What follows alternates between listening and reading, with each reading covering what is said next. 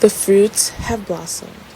I know you are good for me, but the trees and its fruits look better. Genesis. It's kind of weird that I'm wearing white against white, but whatever. I'm just repping my friend Anita. We're spoken. So yeah. Hey guys, welcome back to my channel. My name is Nana. If you are new here, hello. And if you are not, and you're still part of the gang. Okay, so we're just gonna have a chit chat because today I've just been feeling so overwhelmed, okay? So overwhelmed with just everything. And I just felt like I'm just gonna talk about how I've been feeling because I think it's really good to have that kind of conversation with, I feel like people don't really know me and I think it's good to get to know me and know who I am, the type of person I am, my personality a little bit, and yeah. So we're in the middle, me and my family, my daughter and my husband are in the middle of packing up. We are moving to another city, moving closer to family, but we also are in the process of cutting down our expenses. So in order for us to reach our goal by the end of this year, we are actually downsizing and moving into my parents' house. It isn't the norm to say that you're gonna live with your parents because I think a lot of people feel like, especially when you've gone married, you know the goal, especially in our culture, is to finish school, get married, buy that house, start the family, blah blah blah blah blah. That is definitely not what me and my husband did. We are so unconventional. And when I say unconventional, I feel like my husband, just graduated. He was in school while we got married, like just so many different things. We didn't do a white wedding. We just kind of did everything at our own pace. And I think that that's something that we've just always just done, is just doing things at our own pace.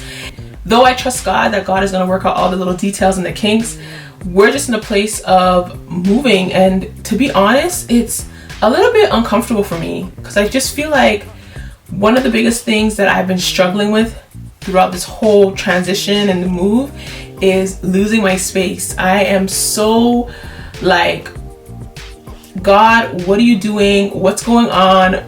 Ooh, why are we doing this? And obviously I know why we're doing this, but I think it's just being uncomfortable to be comfortable. I was listening to this podcast by Patricia Washington, and she was talking about the blessing and downsizing. And I thought that was such a beautiful, I've never ever seen someone explain something so interesting the way it is. And she kind of talked about how they had to downsize, and because they had a goal for their family. They had a goal that basically their family, they wanted to own a bunch of properties, they wanted to do all these things, so they knew that, and in order for them to do that, they had to downsize. And it kind of reminds me of what me and my husband are doing now. Is we have a goal for our family. We know that we want to do all these things for our family and build generational wealth, but in order for us to do that, we have to be in a little bit of an uncomfortable situation for now, whether and that looks like sharing space with family. So that has just been, I guess, a little bit of a stressor for me.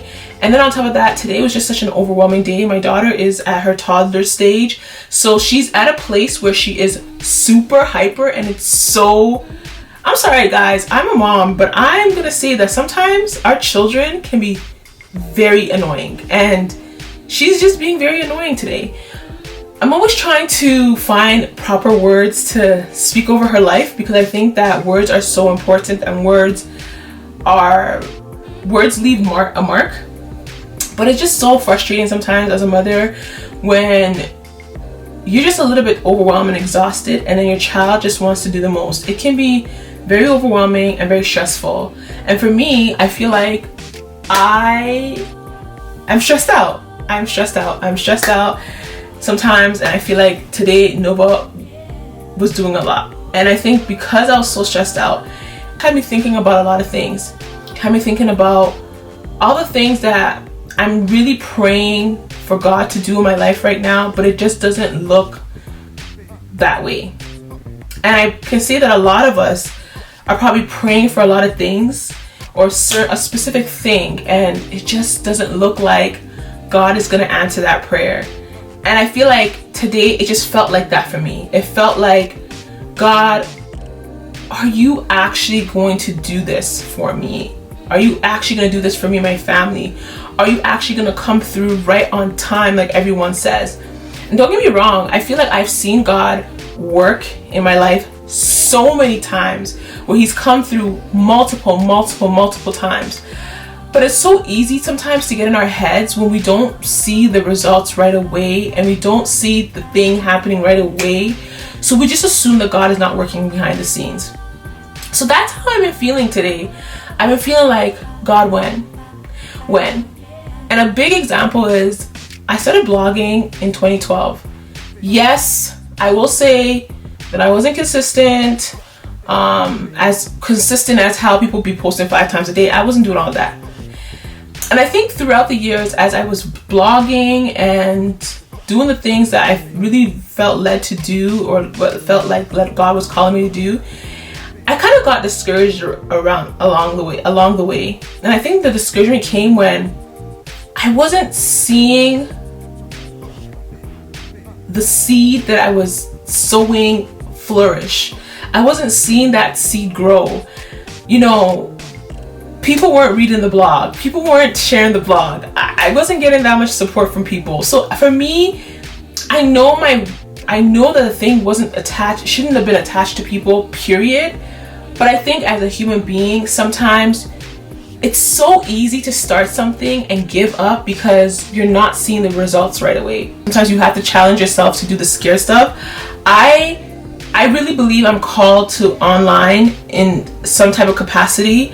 So I know that at the end of the day, I do have to get behind the camera or get behind the lens and do the things that I know God has called me to do. It is to say that sometimes waiting on God is hard. It's hard. You know, I really believe that I am called to do great things. Like, I am actually recording this right now so that I can look back and see where God is going to take me in the future. Because I do believe that where God is going to take me is going to be great. And right now, it doesn't feel like that. It doesn't feel like it's going to be great. It doesn't feel like it's going to be a blessing to somebody. It doesn't feel like I'm going to inspire women to find confidence in themselves. You know, sometimes I feel like my makeup game ain't that good. My eyeshadow game sucks. Sometimes I feel like I'm just not up to that standard of those beauty influencers, or I'm not up to that standards of those fashion content, or I'm not up to that standard of those faith content, the people that sit on Instagram and preach. I just feel like I don't fit in those boxes completely. And so what I'm trying to say is, sometimes I just feel like I am behind. I think the biggest thing for me is somebody can look at my life and think, well, she's married and she has a kid and she has a husband and all of that stuff. And those are beautiful things. I am thankful for my husband. I'm thankful for my daughter. I love them deeply. But I also have things that I'm really waiting on God for, that sometimes it kind of overshadows everything else that I'm blessed with. I was talking to my friend the other day, and she was talking about how sometimes it's so easy for us to look at what we don't have than what we actually have, and focus on what we don't have and just sit there and let that be the biggest problem in our lives. And I think that sometimes I can allow myself to get to that place where I feel like what I don't have magnifies what God actually has blessed me with. We just feel like because we don't have the things that we're designed to have, that we're behind. And you're not behind. Who are you behind? Who? And I have to always remind myself that, like, no, like, I'm on time. Like, God has a plan. Like, He has a blueprint. My counselor's been telling me, like, I need to relinquish control. I also want you to, whoever's watching this, to remind yourself to just be your authentic self.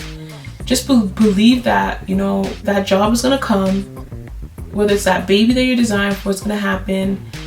Everything that you're praying for, that you're waiting, the answered prayer you're waiting for God to do, it's going to happen. Beautiful things take time. And sometimes God just has better plans. And We will have bad days.